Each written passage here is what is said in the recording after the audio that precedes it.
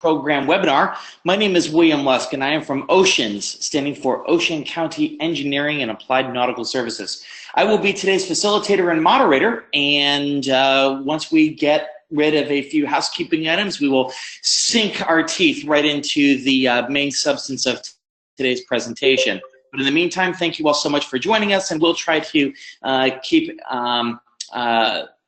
this information to about 45 minutes with about 15 minutes for some question and answers, which anytime you're dealing with federal grants, I'm sure that we'll be receiving a lot of very good questions to follow. Okay, so just a little bit about me. I am a program and project manager for OCEANS, LLC. I have extensive background with maritime and port security. I'm a member of the Caribbean Shipping Association Security Advisory Council, a board member of the Propeller Club of Jacksonville, written several port security and homeland security grants in the past. And a little bit about OCEANS. Essentially, we do government contract work. Our main client is the United States Department of Homeland Security Science and Technology Directorate, but our main role is non-biased consultation. We don't have any preferred agreements with any technology or tool manufacturers of any type in the support of government and commercial clients. And my role as facilitator for today, we're going to be muting everybody's microphones, and if there are any questions that we encounter along the way, please feel free to use the chat function on your computer screens and search for me, William Lusk, and feel free to type in any questions or if you have any clarification, and that way I can either stop the presenter and we can go back, or we can address those during the Q&A section. So it should be very straightforward. And for those calling in and not using computers, please bear with us until the Q&A section, at which point we can unmute some microphones and address some questions for our call-in participants today. So our agenda will start off with the introduction and background of today's speakers, and we're going to dive into what we know about the Port Security Grant Program before the Notice of Funding Opportunity is released in a couple weeks. We will be discussing how to prepare and increase your chance of a successful application, which is very critical, post-award considerations, other things to think about, and then we will have time for questions and wrap up before 1 o'clock. Before 3 o'clock. So Mark DuPont is our first presenter, the Executive Director of the National Maritime Law Enforcement Academy. And Mark, if you can introduce yourself and say a little background about yourself, and we can get going. Sure. But as I look at some of the people signing in, there's some old friends there. So if I go into my entire background, we won't have enough time to talk about port security grants. So yes, currently I am the the Executive Director of the National Maritime Law Enforcement Academy. Prior to that, some of you may know me from my life with the National Association of State Boating Law Administrators, where I was the Director of Boat Operations and Training. And then prior to that, I was the Chief Intelligence and Domestic Security Officer for the state of Florida. And then, of course, my Coast Guard career, where I see some friends in chat talking about that career just by mentioning that they want to take presentation controls over. So the Academy, I'm not going to read all these bullet points here, but just know that we've been around for 18 years now, formed by a retired Coast Guard Commandant. We're a nonprofit, member-driven organization, and our focus is providing subject matter expertise on technologies, on security measures, on enhancement of the deck plate level's ability to do their mission in the port security realm and in the law enforcement realm. We do this through needs assessments, tailored customization of training and exercises, utilizing national best practices. And ultimately, we try to fulfill our mantra, which is strength through knowledge. So let's just get right into this. The Port Security Grant for 2018, what do we know and what do we not know? Well, the most important questions I'm sure everybody's asking right this moment is the when and what. The when with regard to when will this be released. In our conversations with people within the Beltway that are in charge of this program, it's likely to occur before the end of next month. It's likely to have a short window, just like it did last year. If you remember, if you were in the application process last year, it was only 20 days we had from the NOFO announcement to the deadline. And there's a lot of moving parts, as I'm sure many of you can attest who've been through this process. So recognizing that that window may be short is important to our discussion today. We'll talk a little bit about what you can kind of preload and get ready for so that when the announcement is made, you're pretty much ready to hit send on your application.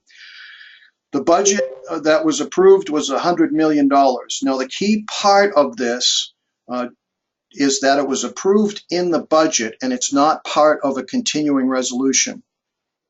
The reason that that's important in this discussion is that when it was under the continuing resolution and part of the sequestration rules and requirements, the federal government had to spend that money and could not alter it in any way. When it becomes part of the budget, the White House does have control over how much is allocated, even though the budget says $100 million. And I say that because if the president determines that there's another project that he wants to take some money from one thing or another to pay for that project, it could come from this particular program. And there have been those types of discussions inside the Beltway regarding that. We don't think it will happen, but just be aware of that. So if you see that NOFO and all of a sudden it does not say 100 million on it, you'll understand why and how that was able to occur. Moving on. So what for? What will be the things that are most likely going to be on that list of priorities? We don't see a lot of things changing. The typical or usual suspects, maritime domain awareness, port resilience, training and exercise, cybersecurity capabilities, CBRN, IED, all those things will most likely still be there. What we want to talk about today, at least what I want to share with you, is a couple of insights as it relates to training and exercises and cybersecurity capabilities. So some key things to think about with regard to training. So question, we'll see how many ninjas I have in the audience here, but over the last 15 years, what would you think the total amount of funding, port security grant funding, has been allocated to training over the last 15 years? Anybody want to hazard a guess? Just type it in chat, and I'll get to it in a second and give that answer.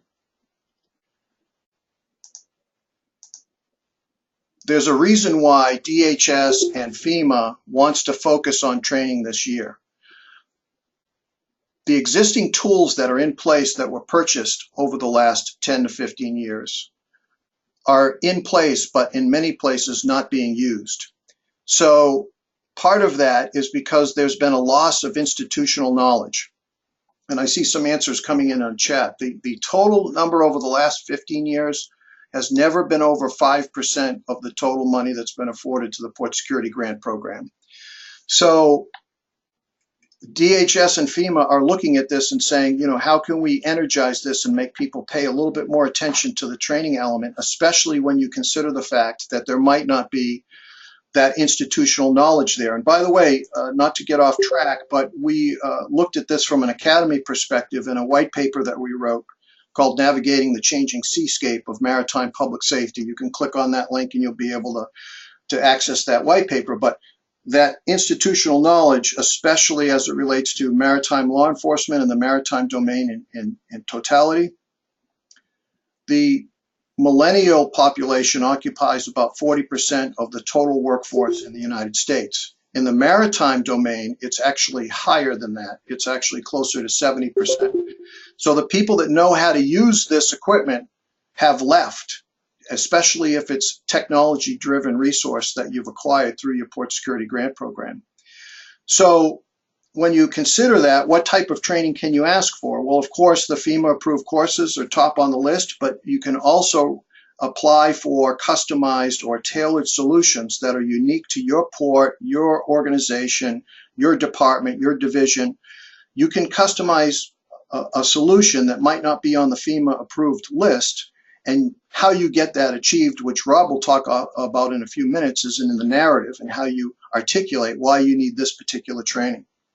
Ultimately, if you've chosen something as the authority having jurisdiction and you want that particular type of training, you can get it. So the key point is think outside the box. Some keys about cybersecurity. Well, everybody knows the Maersk event that happened last year. And if you don't, just Google it and you'll see the news about it, and you'll see how much that cost Maersk. They spent about $350 million in recovery, and part of that recovery was in putting in patches to over 40,000 devices that they have as an organization that have a digital footprint or can connect to the outside world. And what I like to illustrate is, remember the touch points of the maritime transportation security system, especially if you are a maritime entity, whether you're a shipping company, whether you're a cruise company, whether you're a terminal operator, whether you're a port authority. Just think for a moment about what all the touch points are in your organization.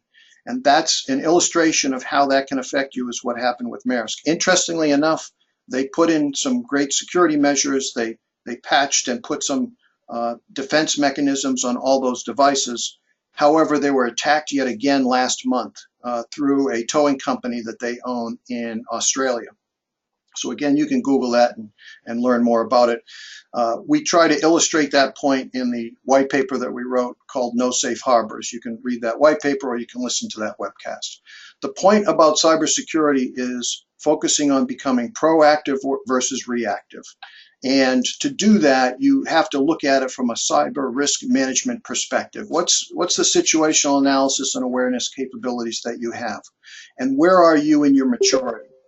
This can begin with a needs assessment, by the way, just taking a snapshot of where you are in your organization and how that affects your enterprise, how that affects the port that you operate in, how that affects your organization from a people perspective.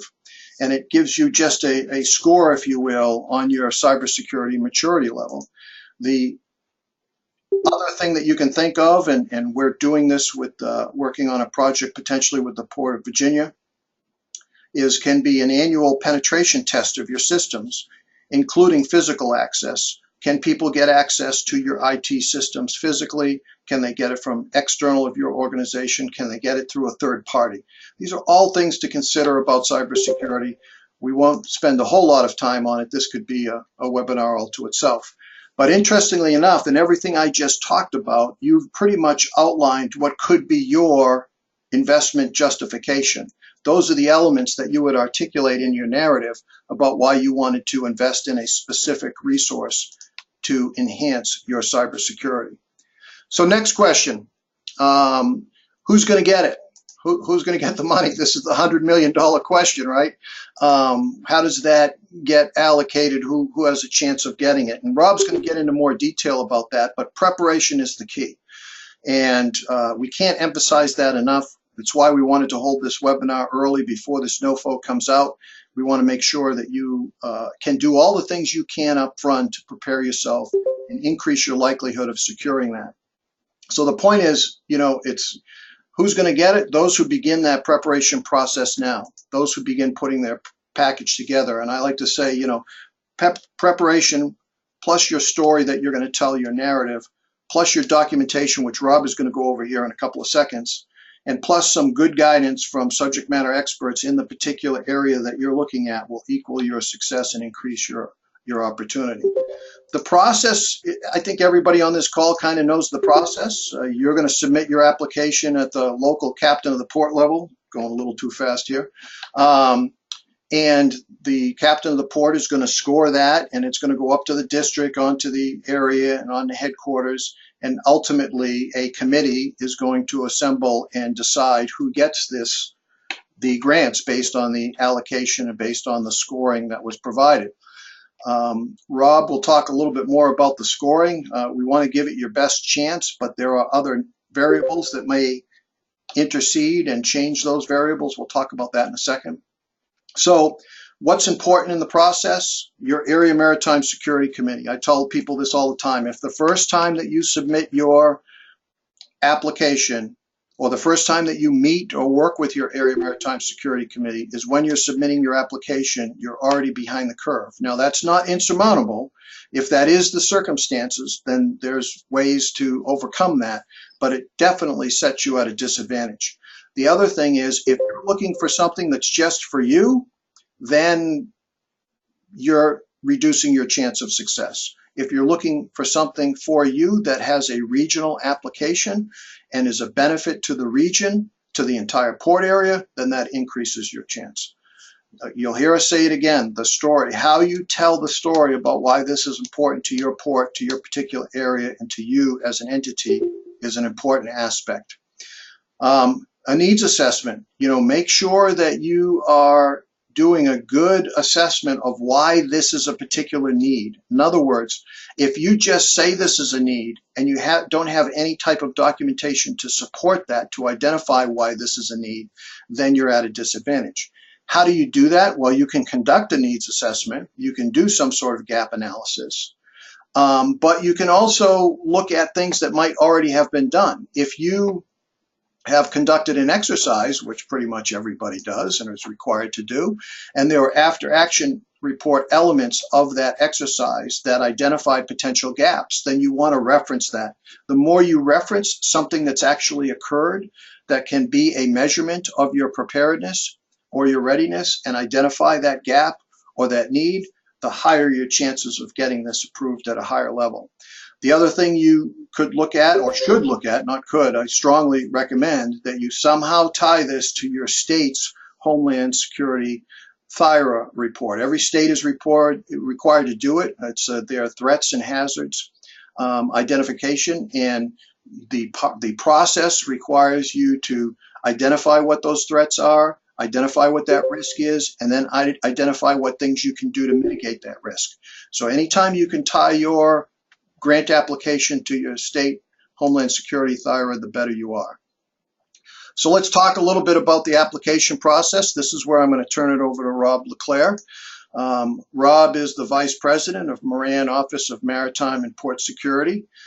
He has over 30 years of experience in maritime and international shipping. He's currently managing 21 port security grant projects in the 2016-2017 cycle, awarded in ports all across the country. Without any further ado, Rob, you have control.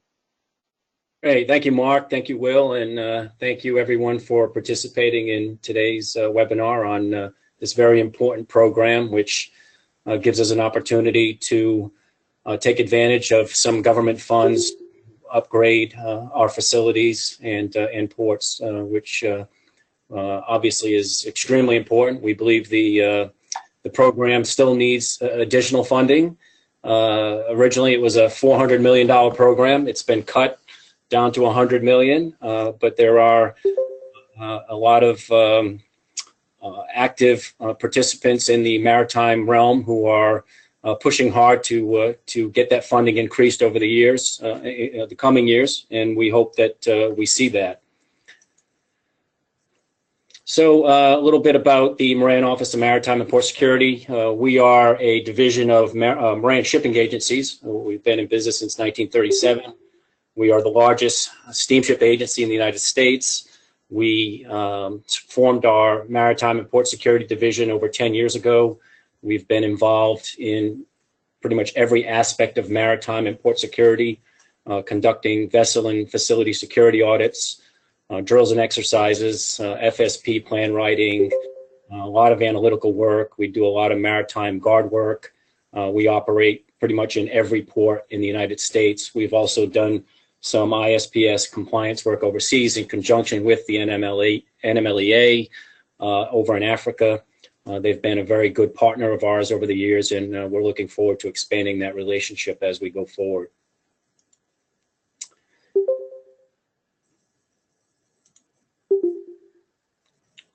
Okay, here we go. So regarding the process for the grant applications. Some of you who have already participated in this will know that this is. I mean, you already have this information, but believe it or not, there are companies that come to us the day before the application is due and ask us what a DUNS number is or how they participate in the program. So for those who are not familiar with the application process, my first suggestion would be to go to grants.gov and register. You will have to have a DUNS number for your company and an EIN number, which I'm assuming most have. But if you don't have a DUNS number, not everyone participates in DUNS. It is required to register in what they call SAM, the System of Award Management. You'll also, when you register in SAM, you'll be able to put in your bank account information in there so that at some point, if you are awarded a grant, you'll be able to draw down on those funds. The 2017 NOFO, which is accessible, there's a link that you'll be able to access it.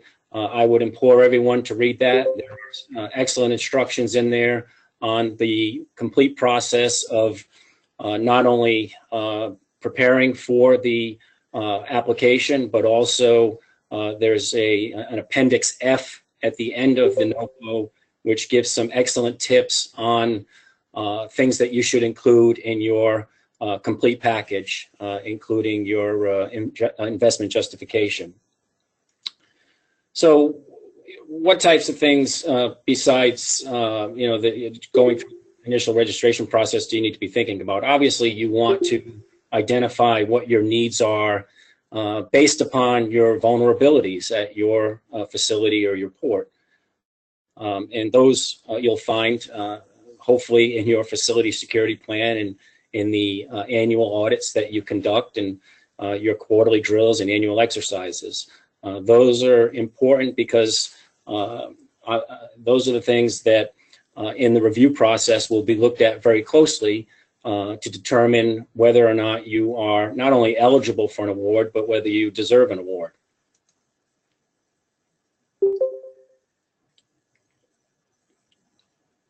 Okay. This thing's moving a little slowly, so I'm clicking here.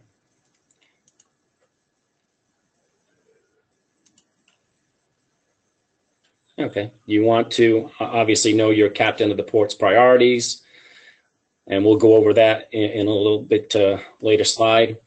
You want to prioritize your wish list. I've seen clients who have come to us with a wish list that is a mile long, asking for things that are on the what they call the AEL, the authorized equipment list, but unfortunately they'll have no chance of getting it. So you don't want to tie up your resources, or if you're using an external grant writer, you don't want to waste their time or your time putting together items for things that really make no sense for you in your particular situation. So make sure that the investment justifications that you're submitting are practical and that they make sense for your particular company and in your particular port area.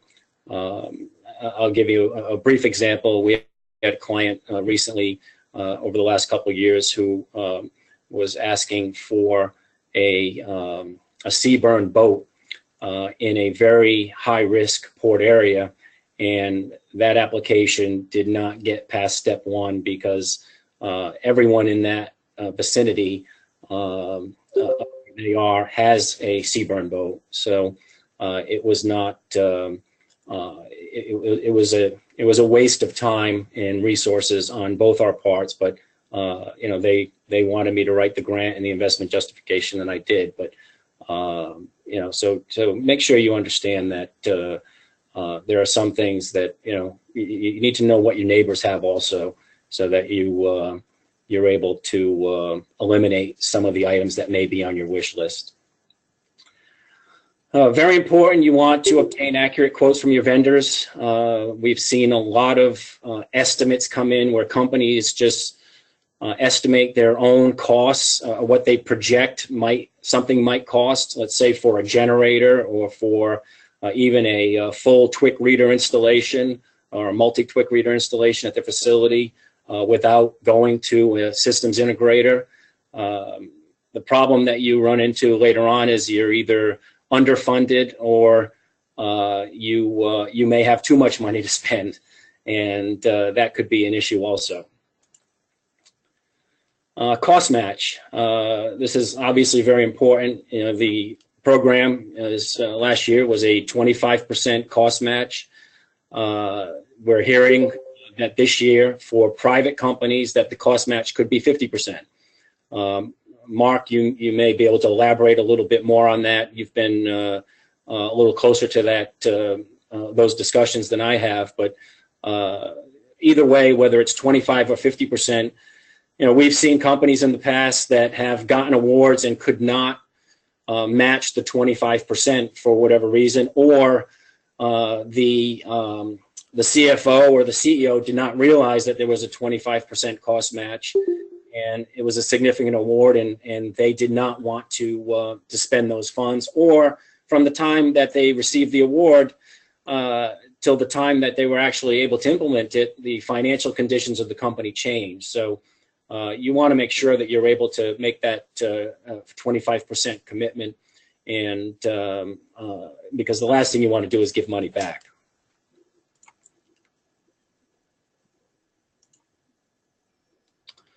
And one thing that you also want to be aware of is that your M&A, your management administrative expenses, must not exceed 5% of the total award. So when you fill out your budget detail worksheets, make sure that does not exceed 5%. We've seen many budget detail worksheets come in to us for review that don't understand how the M&A works. So you'll need to make sure that that 5% is not exceeded. It's a very important component. You are eligible to claim the M&A, and it will cover many things. So you can allocate employee salaries, travel, supplies, consultants. There's a whole list of things that you'll see in the NOFO that apply to M&A, but you cannot go past that 5%. Things that need to be in the application. Okay, so obviously the most important thing, as Mark said, is you have to have a good narrative and tell your story. You know, the core capabilities for the national preparedness system. I mean, these are, they seem basic, but obviously these are the most important things that you need to keep in mind when you're putting your story together. Prevention, protection, mitigation, response and recovery. How do you address all those things? Why are they important to your company? How is the award going to address these issues for you and for your whole port area? We talked about the captain of the port priorities, go in a little more detail, and these are what we see in the NOFO pretty much every year. Maritime domain awareness, port resilience and recovery capabilities, training and exercises, cyber, IED and CBRN, and equipment associated with TWIC. We've seen awards for all of these priorities. The last couple of years, cyber has been a huge focus. Every cyber grant that we have written has been fully funded. For,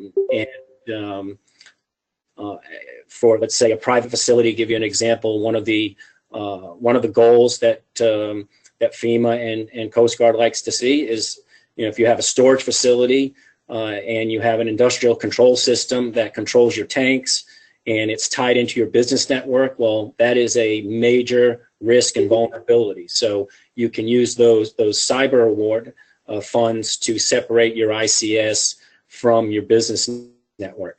That's just one example. We've also seen a lot of TWIC-related equipment. Now, there's been a lot of talk about TWIC and the final reader rule deadline in August of this year.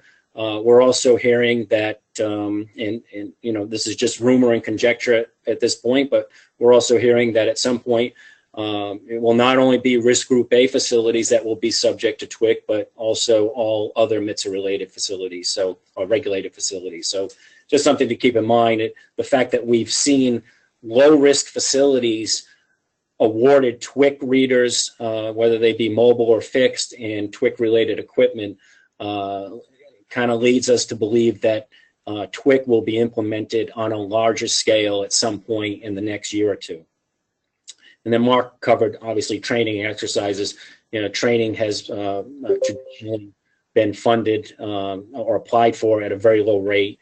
But, you know, training should be a focus if, you know, going forward.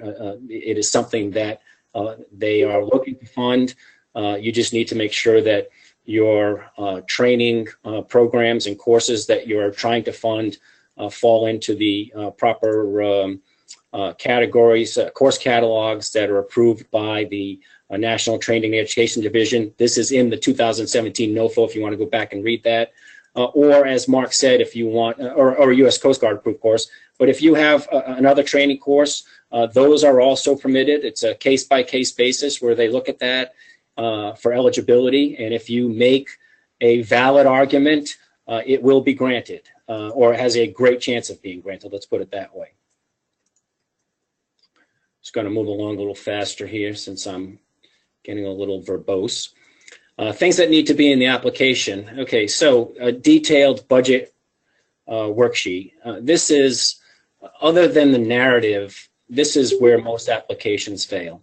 And we see this time and time again. We'll have a customer who will come to us and say, you know, why wasn't I funded? And we will review their application and look at it. And the most telling aspect of it is that they did not include any budget detail in their worksheet. They put one line item, let's say camera system, CCTV system, $108,000. Well, there's no breakdown of any of the components. It's just one line item, and that application most likely will be dismissed in the first phase of the review process. So if you are going to apply, this is where I go back to getting accurate quotes. Make sure those quotes are broken down line item by line item, and when you put them in your budget detail worksheet, even though the worksheet itself doesn't give you a lot of space, you can create your own budget detail worksheet based on that format. A lot of times we'll just take a quote from a vendor and it may be 2 pages long, and we'll cut and paste and put that in there and expand either the sample worksheet that that FEMA provides, or just create a new worksheet. So you don't have to try to fit everything into a small space, because the more detail that you can provide, the better chance that you're going to have of getting an award.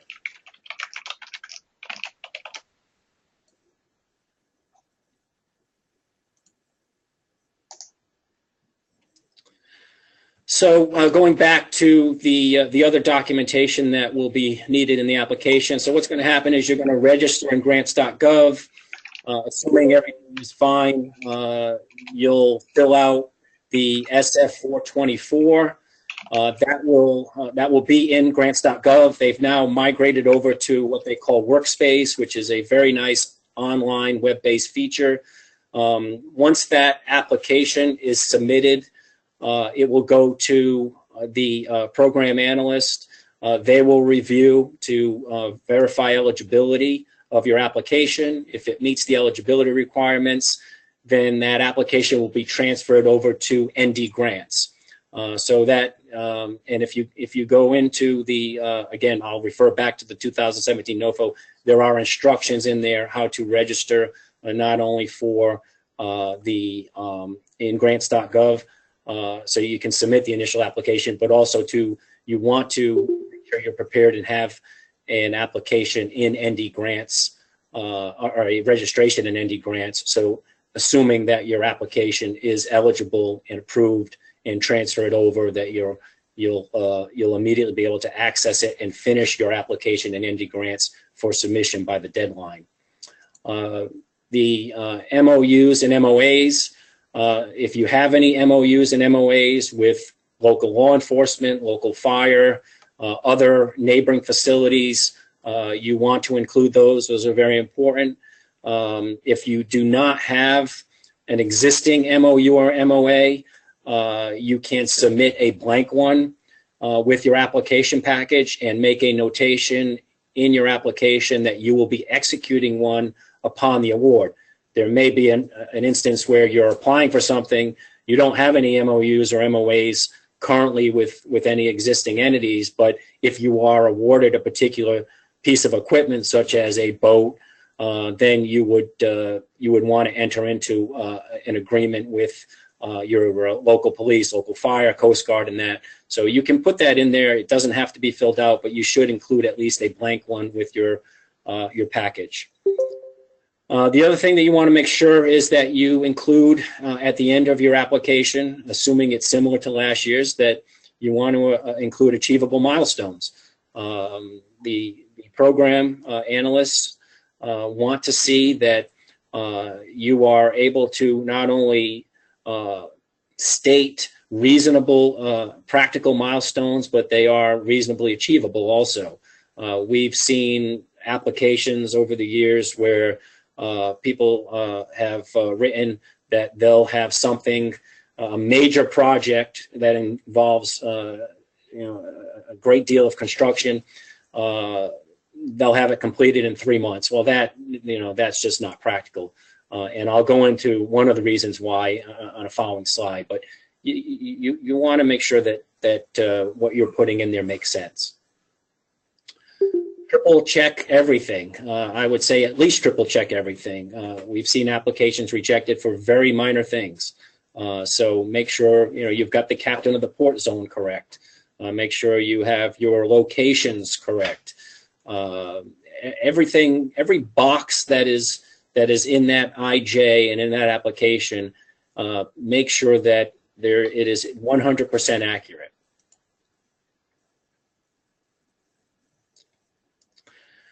So now you've been awarded a grant. Congratulations. So what do you do? Well, as I stated earlier just now about the milestones, it's very important that you're able to meet those timelines. How do you meet those timelines? Well, depending on the size of your grant, if it's a small grant, it may be something that you yourself or someone in your organization can handle all by themselves. But some of these much larger grants that we're involved in require a grant management team. And that would include the FSO, people in operations, people in accounting, people in IT. I mean, if you're doing a TWIC project, you're going to have to involve your IT department, obviously. You're going to have to involve your operations department.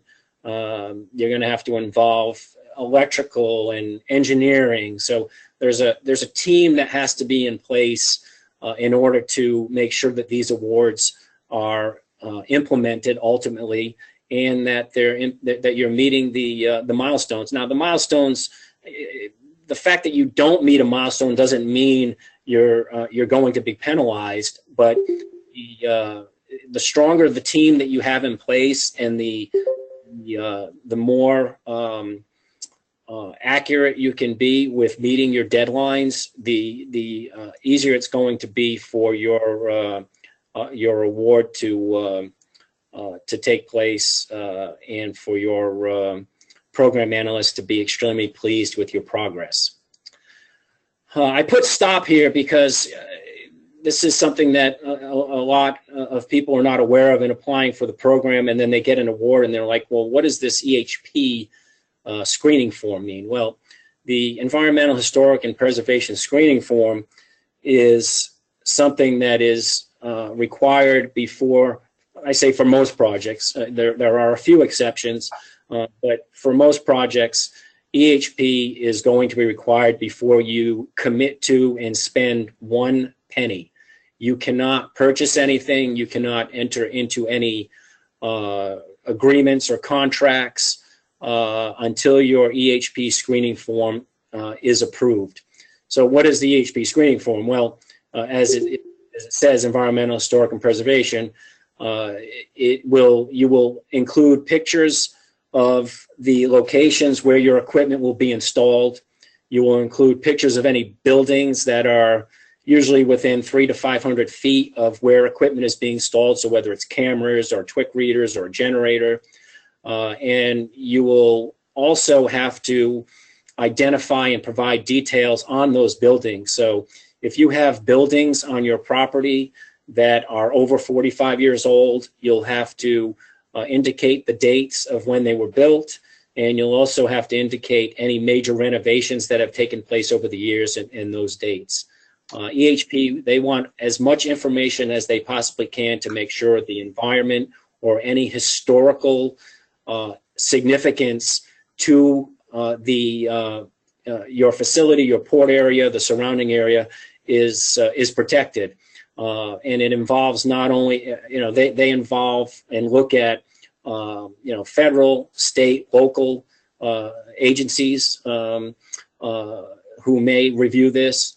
And the EHP approval can take anywhere from, I've seen it as quickly as a couple of weeks, depending on the project, and I've seen it as long as a year, depending on the project. So, you have a 3-year life cycle of these grant awards.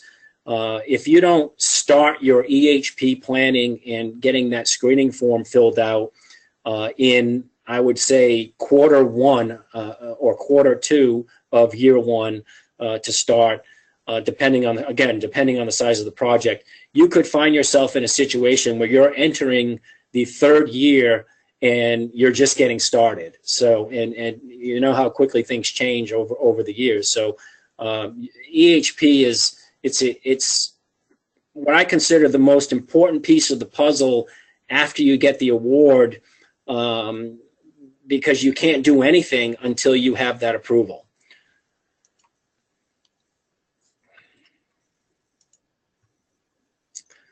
Amendments, you are able, if let's give an example, the most common type of amendment would be a change of scope amendment.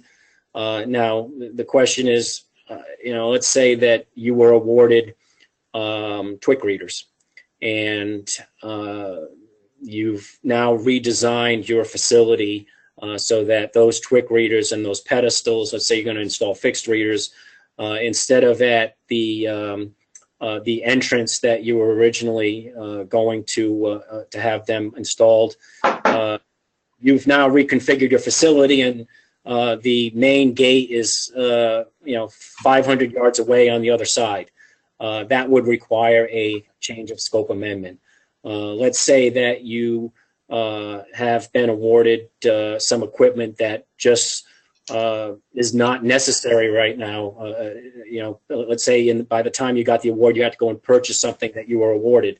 You could request an amendment to apply those funds to something else. There's no guarantee that the amendment will be approved, but again, it's almost like reapplying for the grant itself.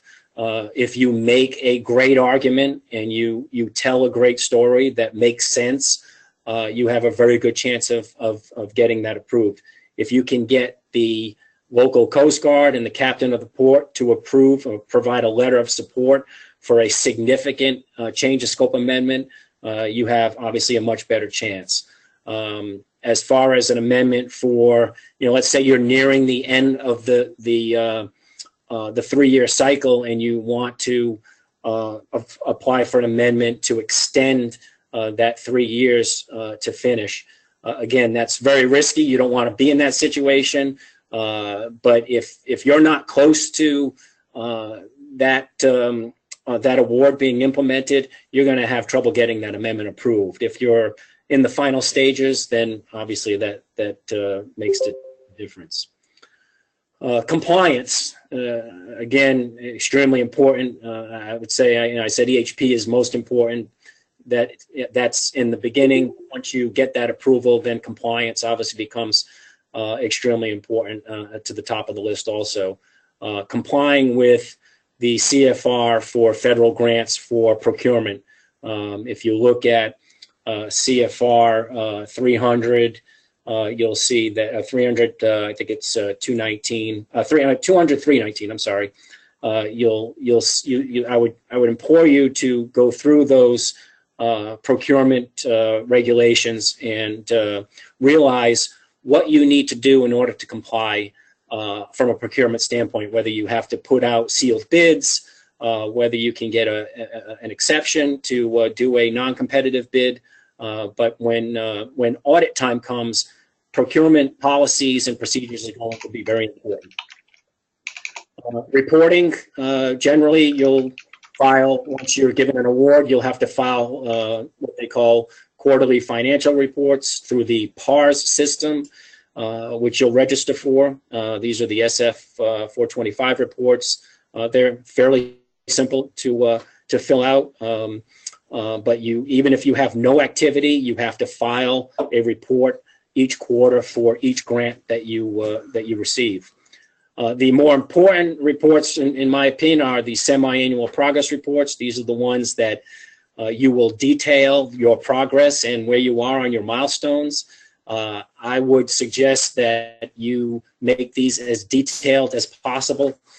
We've seen them rejected for lack of detail, and the program analysts come back and ask for a significant amount of information as to where you are, because if they don't think you're making progress, that reflects poorly on your company as you're implementing these grant awards. So you want to make sure that these semi-annual progress reports are as thorough as possible and show that you are making progress. Detail dates of meetings, who attended, when you're meeting with vendors, internal meetings, obviously anything of significance. If you've got a grant management team in place and you're not gonna report every single conference call on that, but anything that shows that you are on track to meet or come close to your milestones, that is what they want to see.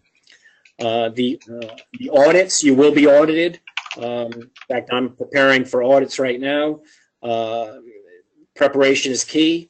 A lot of the things that you're going to need to have will be your financial records. So your accounting department and your financial personnel are going to have to be heavily involved in this.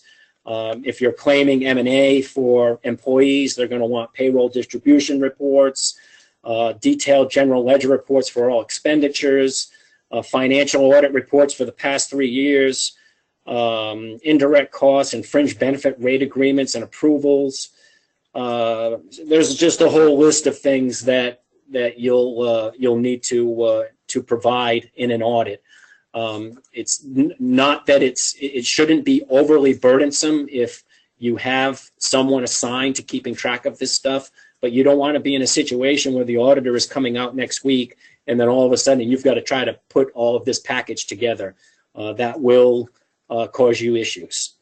And then the other thing that you want to make sure of is that you have documented policies and procedures, primarily or particularly for purchasing. That is extremely important. So I think this is where I take over, Rob. Feel free. So bring this in for a landing here, and then we'll close it out and allow for some questions here. So given everything that Rob just put towards you, and there was a lot of information there, so I'm sure some people may want a copy of this. We will make this recording available. If you want a copy of the presentation, just send us an email. But just to kind of wrap it up, how do you prepare? Where do you start? Start your package now. Make sure that you've gone through and done a thorough needs assessment that will document why you need this particular thing, why you need this particular training. Make sure you've identified the gaps, either working through your state IRA assessment or whether it's through an exercise that you did in your region. Make sure those gaps are identified back to that AAR. Explore tailored solutions. You know, Admiral Allen said this best: when you've seen one port, you've seen one port. Not everything is the same. Not every cookie cutter can apply to everybody and everything. So don't be afraid to tailor the solution unique to your needs, to your gap assessment, to your needs assessment. Work your narrative. Tell the story. You've probably heard us say this 4 or 5 times during the course of this webinar. Make sure you're telling a good story. Float your concept to your Area Maritime Security Committee. If you're a little outside the box, talk amongst your peers at the committee. You'll also hear, or the captain of the port will be there to hear what your proposal looks like. The port security specialist that will help you in that area will hear it. So don't be afraid to float your concept and validate the path you want to go on. Rob made a point about a particular purchase or exercise in futility where a boat was put together and applied for, and it was denied based on the number of resources that were in that region. So rather than go down that path, float the concept through your Area Maritime Security Committee, see what their feedback is. Get the quotes today. If you want some sort of equipment or technology, get the quote today because time may be limited. It's not the time when the NOFO comes out to start asking the vendors for the quotes, because guess what? Everybody's going to be asking them for quotes, and you don't want yours to get lost in the pile. So start priming that pump now by asking for those quotations now. And don't be afraid to use external or experienced SMEs to help you through the process. As illustrated, Rob's been down this pathway a number of times. It's not his first rodeo. At the academy level, we have resources. At Oceans with Will, we have resources that are vendor agnostic, that are experienced in various types of technologies and platforms and applications. So if you want that expertise, feel free to reach out to it. Don't try to do this all by yourself. So let's bring this in for a landing. In the interest of time, we're just a little bit over. We're about 4 minutes over. But if you have specific questions, you can type them in chat. Any questions that we get during the webinar rather, that we can't answer right now due to time, we will respond back to you. I promise you that we won't let any question go unanswered. And if you would want, yes, sir. Hi, this is Rob again. I just wanted to make one more point going back to the, I forgot to mention on the prioritizing your wish list. Sure. Just to give a brief example, don't just throw everything up against the wall and see what sticks. We've seen clients try to do that over the past, and what's happened is they've been partially funded for projects, and what's happened is they have not, they're not able to use the equipment. So they may submit an application for $1.3 million in equipment for, let's say, TWIC readers, fencing, lighting, gates, cameras, and everything, and they don't properly, they don't fill out a proper budget detail worksheet, or they're just asking for too much, and all they're awarded for is let's say 3 gates. Well, that doesn't help them. $70,000 in gates is not going to help you. So again, going back to being practical, because what's going to happen is you're either going to have to give that money back, or you're going to have to try to file for an amendment to use that money in some other way, which you may not be able to because you needed $1.3 million and all you got was $70,000. And we've seen this time and again over the years where people ask for way too much. That doesn't make sense. It only gets partially funded, and then they're not able to use those funds. Good point. Thanks for bringing that up. So we got time for a couple of questions. Will, do you have any in the queue? Hi, Mark. Absolutely. One of the first questions, and by the way, this question is meant for either yourself or for Rob. It is pertaining to the interaction with the United States Coast Guard Port Security Specialist at the sector level, and that it is absolutely critical to maintain that interaction before applying for the Port Security Grant Program. So can you expound on some strategies that might help overcome interactions with the Coast Guard or with the AMSC before that application comes through? Sure, and I don't know if I have enough time because there's a lot of things that can go on. And I can speak to this one specifically because I was a port security specialist. I was one of the first ones hired by the Coast Guard and DHS in the aftermath of 9/11 in Miami. That was my assignment.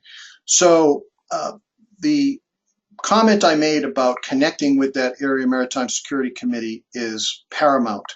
The person that manages the meetings and schedules the meetings and sends out the emails and schedules the exercises, if it's going to be a port-wide exercise, the person that does all that work is the port security specialist.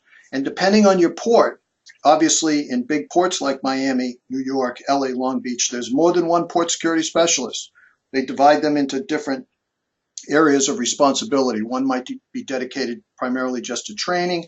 Another one might be dedicated just to safety. In Miami, we had one that was dedicated to the cruise industry itself. So identifying who that person is who is responsible for managing and facilitating the Area Maritime Security Committee meetings is important. Having a relationship begins at going to those meetings. If you want to know when their meeting is, you can go to their home port site, and 9 times out of 10 it's posted there, and or just reach out to that port security specialist and identify yourself and say you want to get more involved, especially if there's some committee work. And the reason why you want to get involved is now it's not just, you know, showing up to a fire and handing out your business cards there, because you can be part of the solution and part of the response. You want to do this long before all that happens.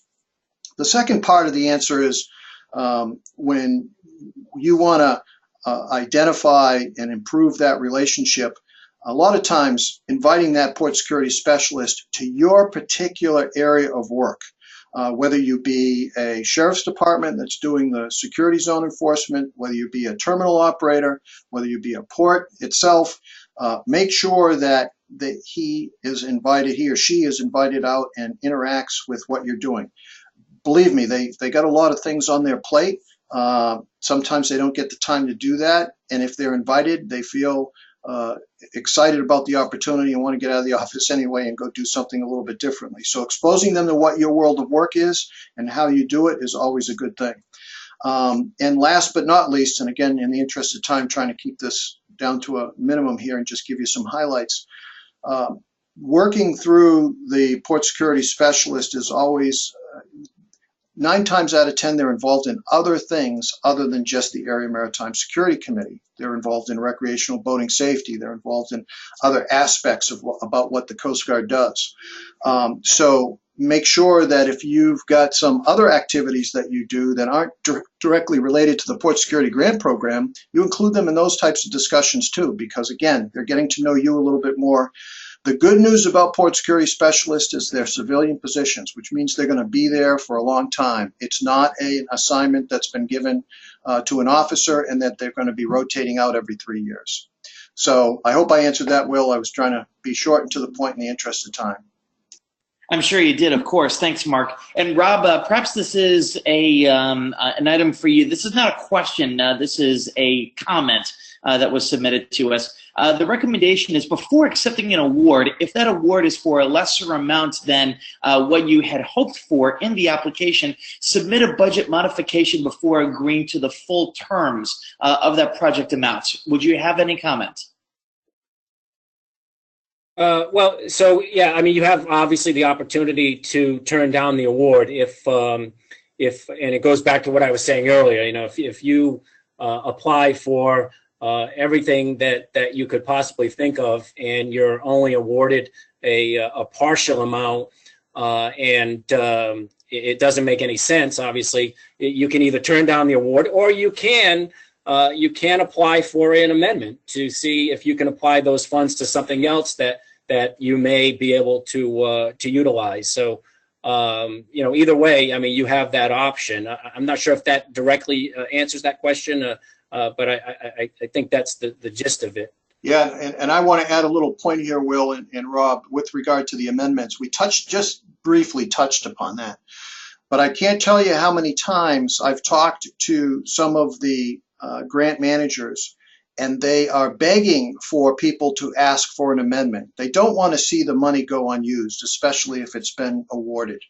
And what they love applying it for is, wait for it, training.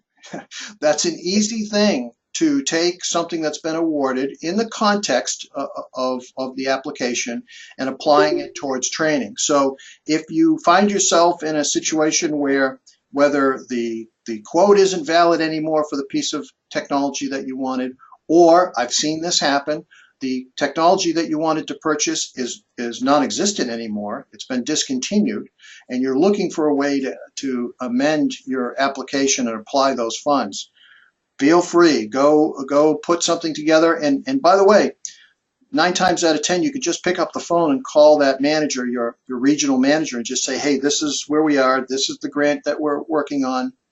We'd like to amend it and take this amount that was for a type of detection equipment, and we want to apply it to training. I've not seen an application yet get denied on that premise. Yeah, you're absolutely right, Mark. The worst thing you can do is accept an award and then not spend the money. That would be a no-no. But you can certainly apply for that amendment, and training is an excellent opportunity to change the scope. Well, in the interest of time, we've hit 3 o'clock sharp here, and I promised you that I would get you back to your desks and your vehicles and your boats wherever you're working, so we'll try to hold to that. On the screen, I'll leave it up for a little while after we close so that you can write down phone numbers and emails if you need it. We will make this available to you. The recording will be put up on both the Oceans website and the Academy's website. And if you want the presentation itself sent to you directly, I see the email addresses there. We'll make sure you get it that way. And if there's questions that we haven't addressed, we will get back to you and make sure to respond to all of them. So with that said, I thank you all for attending, and hopefully it was something that you found informative and you can apply in your world of work. And we look forward to helping you. If you need any assistance, by all means, reach out to any one of us. Thank you all so much.